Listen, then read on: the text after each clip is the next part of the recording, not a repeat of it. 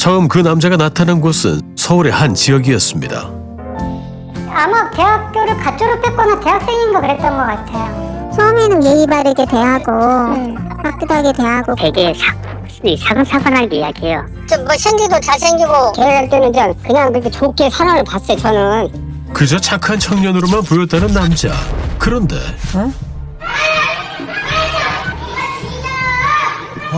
나 보다 처음 봐준 마 이런 인차야. 이런 사람은 진짜 세조면 안 돼요. 이런 사람. 소위 말하는 가불이 완전히 거꾸로 돼가지고. 수많은 건물주들을 손살에 치게 만든 이 남자. 도대체 무슨 일이 있었던 걸까요?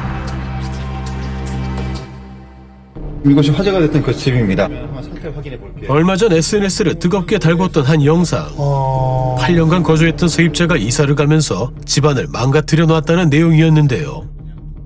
벽에 구멍이 뚫려 있기도 하고 집 상태가 안 좋아 보이는데요? 영상을 본 사람들 사이에서도 논란이 일었습니다. 벽에 뭘 설치했길래 못자국이 저렇게 많지? 원래 8년이면 인테리어 다시 싹 해야 하긴 한다. 벽 페인트가 일부러 뜯은 것 같고 라고 적혀 있네요. 영상 속 건물이 위치한 곳은 서울시 동작구 사당동. 그 집에서 대체 어떤 일이 있었던 건지 집주인 혜영 씨를 만나 자세한 이야기를 들어보기로 했습니다. 이 건물 3층이에요. 세입자가 이사를 간 지 6개월이 지났지만 혜영 씨는 여전히 집 내부 수리를 하지 못하고 있다는데요. 6개월이 지났다고요? 아니 무슨 사연이 있는 걸까요? 집에 이렇게 시트지를 문마다 다 붙여놨어요. 뭐 멋대로 다 바꿔놨어요. 그러니까 집 안을 보시면 충격 그 자체예요. 대체 어떻게 돼 있을지 궁금한데요.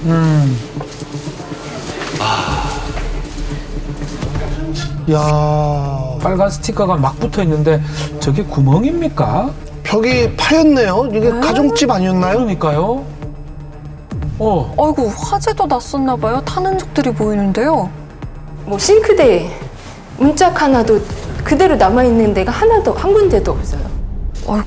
그 제가 처음에 들어올 때 바닥 도배 싱크대 보일러까지 다 새로 해줬는데 허락 없이 다 바꿔놨어요. 혜영 씨는 2015년 11월 세입자인 김영철 씨를 만나 임대차 계약을 맺은 지 약 8년 만에 집 내부를 볼 수 있었다는데요. 그 광경은 그야말로 충격적이었답니다. 8년 만에 처음 봤다고요? 어떻게 그럴 수가 있죠? 세입자가 거주하는 동안 내부 출입을 못하게 했다고 합니다.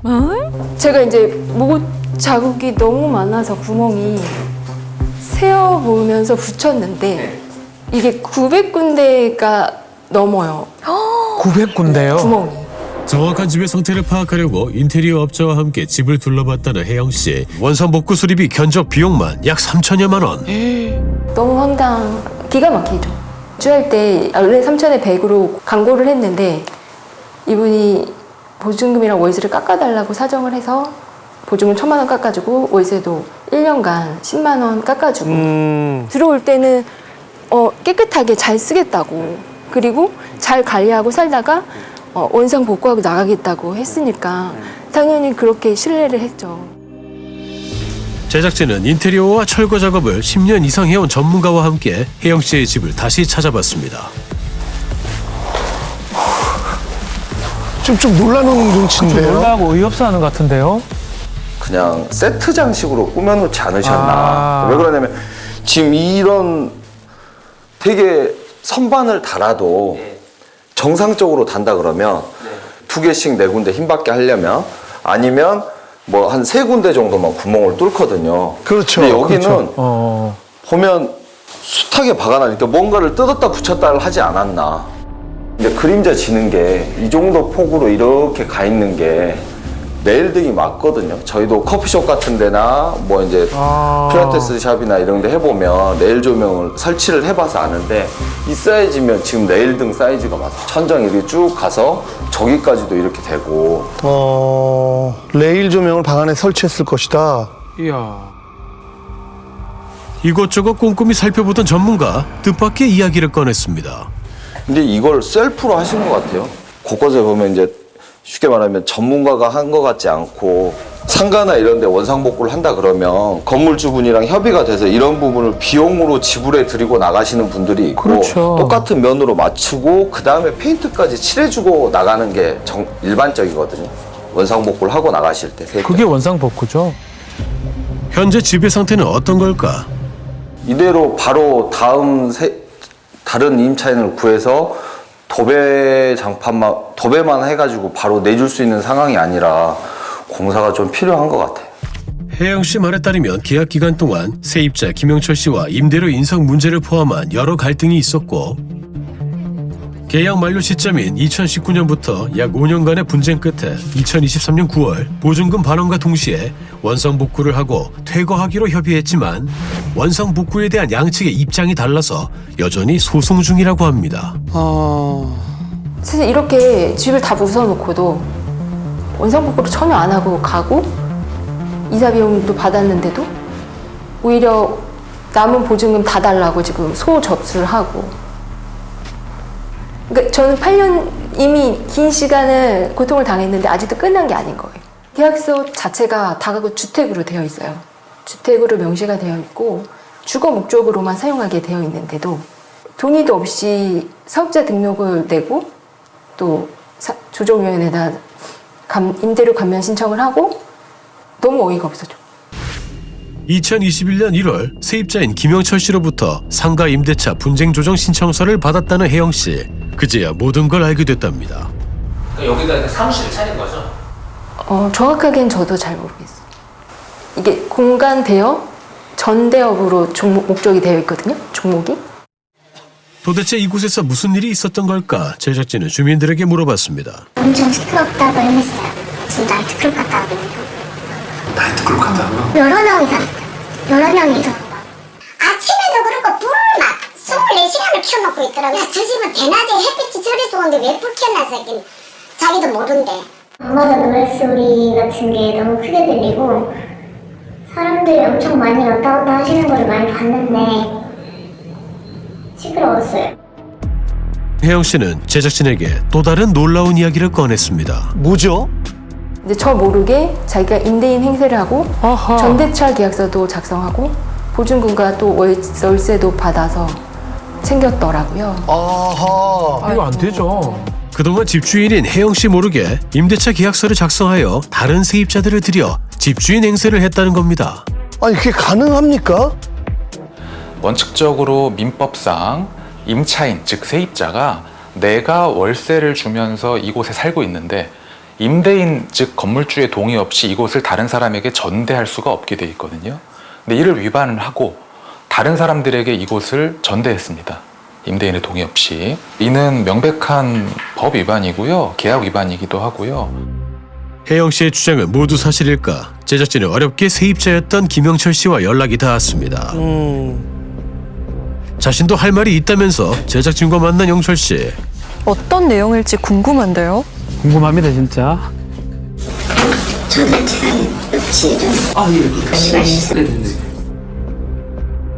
먼저 원상복구 문제에 대해서 물었습니다. 일단 900개의 못자국과 그 발언은 일방적인 상대 측 주장에 불과하고요. 이제 제가 퇴거할 때의 모습이고요.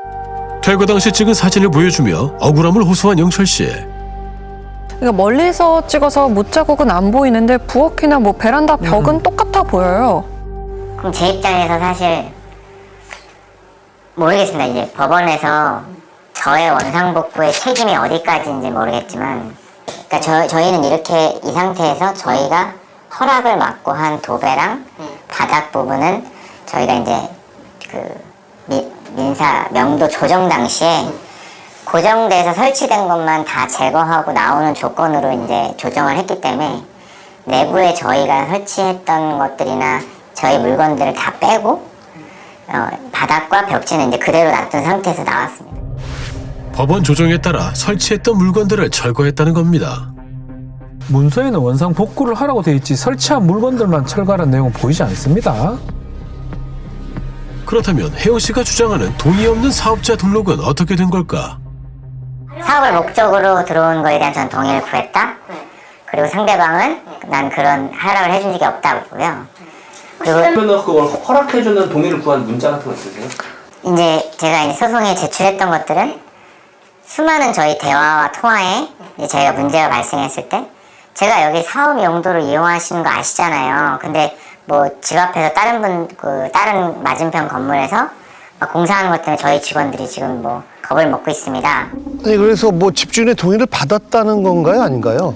말하자면 본인이 사업 용도로 쓴다고 말했을 때 집주인이 아무 반발이 없었으니까 사실상 동의를 받은 거라는 주장입니다. 그럼 거기서 이제 홀로 거주하신 거예요? 아니 거주는 저만 하고요. 거기 이제 일할 때 같이 도와줬던 알바생들이나 이런 사람들은 있고요. 또 다른 세입자를 들여 월세를 받았다는 내용에 대해서도 사실이 아니랍니다. 그런데 영철 씨는 제작진에게 오히려 그동안 집주인인 혜영 씨에게 피해를 당했다고 주장했는데요. 어떤 피해를 당했을까요? 상대 측분이 제 사업장을 지금 다 돌아다니면서 다른 세입자와 건물주들한테 유포를 하고 있습니다. 제 사업장의 건물주들 중에 일부 건물주분들과 이제 단톡방을 만들어서 거기서 이제 제 개인 정보랑 허위 사실이랑 명예훼손을 막 하고 계셔서 혜영 씨가 다른 건물주들을 찾아가 영철 씨에 대한 비방을 하고 단체 채팅방을 만들어서 괴롭힌다는 것이었습니다. 그리고 사업장을 막 돌아다니면서 선생님에 대해서 험담을 한다고 하는데 사업장이 총 몇 개나 되세요? 여러 군데가 있습니다. 여러 군데에서 사업을 하고 있다는 영철 씨. 제작진이 확인해 본 곳만 총 22곳, 모두 혜영 씨의 집과 같이 공간 대여업이었습니다. 아이고, 22곳이요? 사업을 크게 하시네요. 제작진은 그중 몇몇의 건물주들에게 영철 씨에 대해 물었습니다. 그런데 나 보다 처음 봐진 마 이런 임차인은 소위 말해서 예의가 별로 없는 사람이고 지가 무대포요. 독불장군. 가불이 완전히 거꾸로 돼가지고 건물주들을 막 돈을 뜯어내려고 하는 사람이에요. 이 사람 보면. 법을 상당히 악용을 하고 아주 악질 미꾸라지 같은 사람입니다. 이런 사람은 진짜 세주면 안 돼. 이런 사람들. 평이 많이 안 좋네요. 그러게요. 대체 어떻게 된 걸까요? 제작진은 긴 설득 끝에 영철 씨에게 건물을 임대한 건물주들을 한자리 모았습니다. 예, 들어주십시오. 뭐 저분들이 저렇게 다 분쟁 중이신 겁니까? 네, 실제로 취재한 분들은 더 많았는데요. 아이고야. 사정상 촬영은 거절하셨습니다. 아, 도대체 이 사람들과 영철 씨 사이에는 어떤 분쟁들이 있었던 걸까 직접 물어봤습니다. 여기 계신 7분 중에서 분쟁을 겪어보신 분 손 한번 들어주겠어요? 전부 다 손을 들었네요. 이렇게 여러 명의 건물주하고 세입자 한 사람이 겪을 분쟁이 어떤 게 있을까요? 악성 임차인. 필요시 임차 지역에 출입. 누수 피해 보상에 대한 부분이 있습니다. 저는 누수 문제로 보험 처리에 걸려 있습니다. 저는 누수 임대료, 누수와 권리금에 대한 손해배상 청구, 누수로 인한 피해 보상 청구. 모인 건물주 7명 중 5명이 누수 문제로 인한 피해 보상금 소송 중이었습니다. 누수로 인한 피해가 제일 많습니다. 저한테 연락이 왔어요. 지하가 누수가 됐다고. 보통 누수가 된다 그러면 어디 셉니다. 그럽니까? 업자분 불러서 고쳐드리겠습니다. 그럼 언제 되겠습니까? 서로 논의가 되잖아요. 그 친구는 무조건 거부해요. 누수 피해에 대한 견적이나 이런 걸 내서 저기를 해서 법적 조치를 하겠다. 세입자 영철 씨는 수리를 해주려고 하면 연락이 안 되거나 출입을 거부했대요. 그리고 시간이 지난 뒤에 피해 보상금 청구 소송을 걸었다고 합니다. 고소를 엄청 남발하더라고요. 소장에 보면은 12년간 누수가 지속됐대요. 아이고야. 12년간 누수가 있었다고요? 그럼 그동안 수리를 한 번도 안 했다는 말인가요? 소송 금액이 얼마예요? 2억 1천만 원이요. 건물주 이 씨는 얼마 전 영철 씨로부터 누수로 인한 피해 보상금 1억 6천만 원과 권리금 5천만 원을 합친 2억 1천만 원을 배상하라는 고소장을 받았다고 합니다. 이야, 이해가 할 수가 없네요. 12년간 누수가 지속됐다. 자기는 장사를 못했다.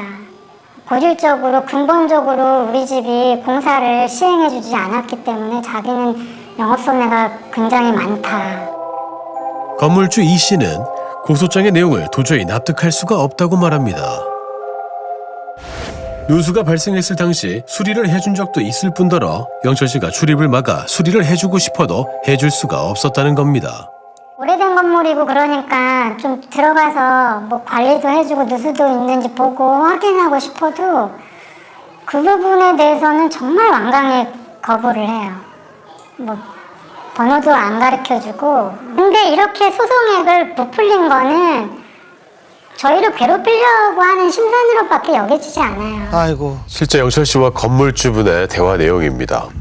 전 출자가 아니에요. 저희 어머니도 건물을 운영하시기 때문에 건물주분이 저한테 되게 아닌 척 하셔도 그분에 대한 스트레스 굉장히 많이 받으신 것도 알고 저희 아버지가 변호사 사무실에 일하시기 사무장이시기 때문에 따로 저희 살릴 비용은 있지 않아요. 제작진은 취재 도중 영철 씨의 소송에 대해 놀라운 이야기를 전해준 건물주를 만났습니다. 일단은 내가 물이 샌다 하니까 이제 한번 가봤어요. 누수 문제로 역시 소송 중이라는 박종수 씨. 그 과정에서 영철 씨로부터 뜻밖의 이야기를 들었다고 하는데요. 보험 들은 게 있냐고 물어봐요, 나한테. 있다고, 화재보험 여기 건물에. 근데 그거 저기 밀수 탐지는 안 될 거라고 내가. 그러니까 자기가 타먹었대, 딴 데서. 손해배상 청구한다는 거예요. 얼마 뒤 영철 씨는 실제로 박종수 씨의 보험회사에 약 6천여만 원의 피해 보상금을 청구했다고 합니다. 이 말은 사실일까? 이야. 세입자분이 누수 피해 보상금을 얼마 정도 청구하셨나요? 저도 이게 좀 오래된 거여가지고 금액은 자세하게 기억이 안 나는데 한 몇천 정도가 됐던 거는 맞는 것 같은데요. 소송으로 넘어간 거라서 그래도 거의 1년 넘지 않았나 싶은데요. 놀라운 건 건물주도 몰랐던 보험 청구를 영철 씨가 직접 주도적으로 나서서 진행하기도 했다는 겁니다. 이야.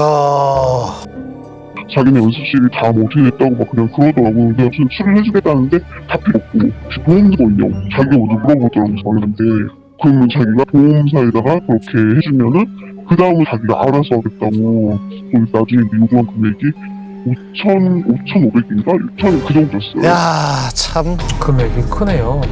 제작진의 취재 결과 영철 씨가 누수 피해 보상금으로 소송 중인 금액만 해도 적게는 1,000만 원부터 많게는 억 단위까지 다양했습니다. 영철 씨는 도대체 어떤 사람일까? 수소문 끝에 과거 그와 함께 일했었던 사람들과 연락이 닿았습니다. 월세 계약 이런 것들을 많이 하잖아요. 거기서도 아마 평화롭지 않은 걸로 제가 알고 있어요. 본인이 정답인 사람이에요.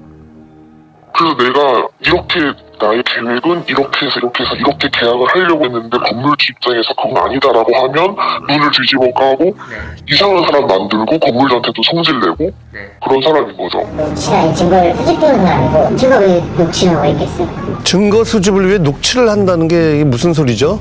여기 건물주분에 대한 것과 제가 지금 다른 건물주분을 대하는 건 많이 달라. 제가 더 악랄하게 하는데 아이고.